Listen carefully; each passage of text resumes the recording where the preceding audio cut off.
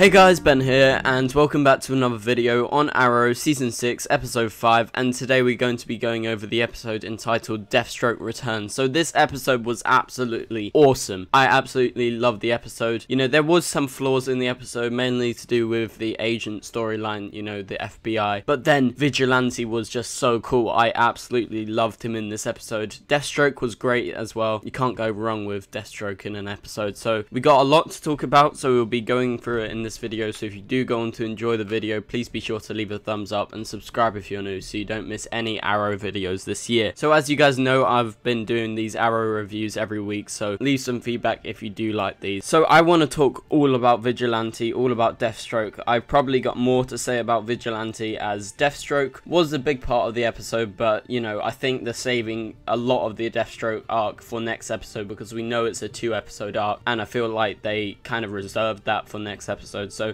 Vigilante, he was introduced in the opening scene. Obviously we didn't see it was him, but it was a shooter, and we knew Vigilante was coming back this week. And you know, we're really intrigued since the start of the episode, because obviously a corrupt politician who's trying to pass the bill for vigilantes to be illegal and so they can be hunted is actually getting targeted by Vigilante. It is revealed in this episode that Vigilante is actually Vincent Sobel, so he's actually been recast. If you guys remember back to season 5 when Diana Drake was just introduced, he was her actual partner at the CCPD, and he was the guy that supposedly died with Diana, and she was upset about that and she went into mourning and stuff. So this reveal was amazing, and I absolutely love Vigilante in this episode because, you know, we got a teaser for him being totally normal, you know, helping Team Arrow in the future. I do have very high hopes for this character, and the reveal was really good, and I feel like the acting for him was amazing, especially when it's revealed that when Vigilante got shot in the head, he actually can't die,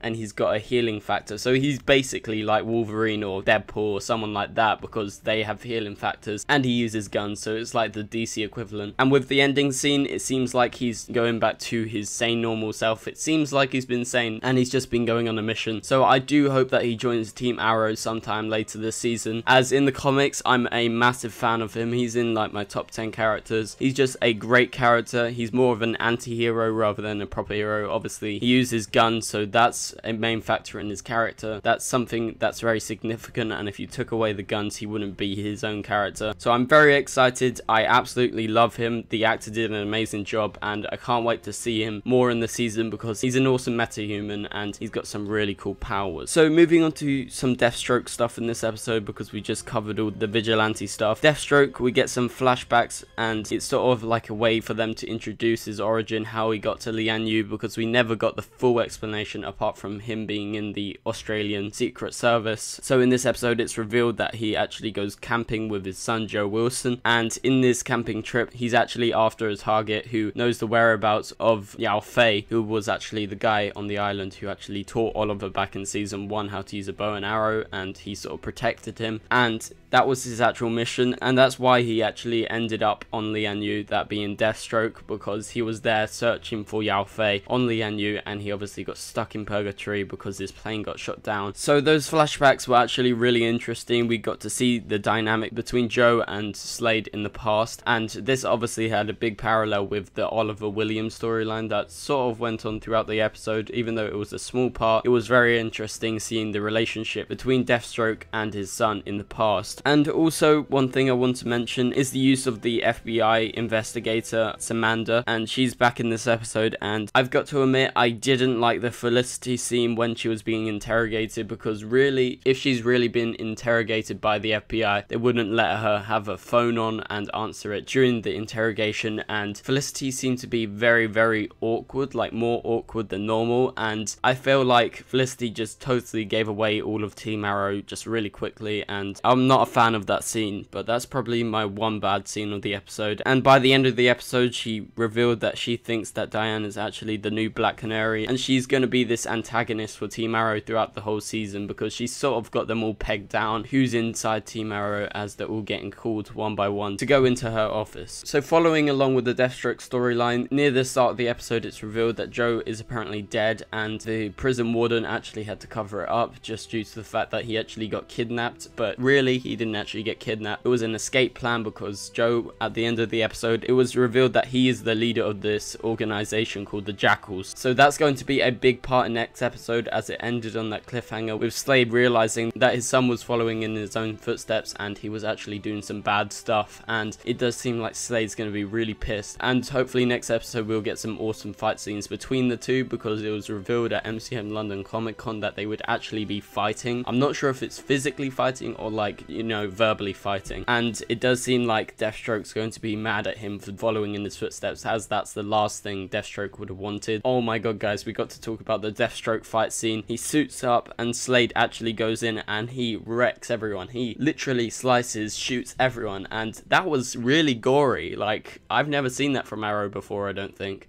and I love that scene. I thought it was really well done. Like I said before, my favorite parts of the episode was the Vigilante stuff, but then the Deathstroke fight scenes were just amazing. At the end of the episode, Deathstroke was just so good. Manu did such a great job in this episode. So the last thing I want to talk about is there was a Ferris Air Easter egg, which was actually in this episode, and also they had a Ferris Air Easter egg back in The Flash episode 5, so that was a few days ago, and obviously that's a Green Lantern Easter egg, and that's about it. So anyway guys, if you guys did enjoy the video, please be sure to leave a thumbs up and subscribe if you're new so you don't miss any Arrow videos. Deathstroke episode next week again. Hopefully we get some more Vigilante, and yeah, I'll see you guys later. Goodbye.